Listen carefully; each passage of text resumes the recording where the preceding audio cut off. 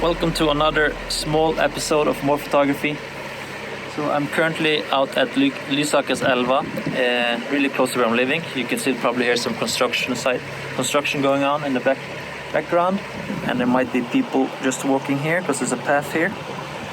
But anyways, I just took a small trip out because it is this lovely snowy weather right now, and it's really big snowflakes in the sky as well.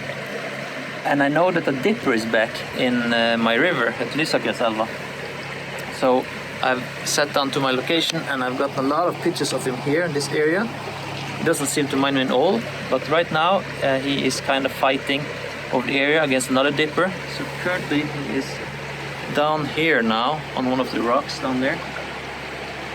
So there are two dippers in the area, and they're currently fighting over the location, I would think.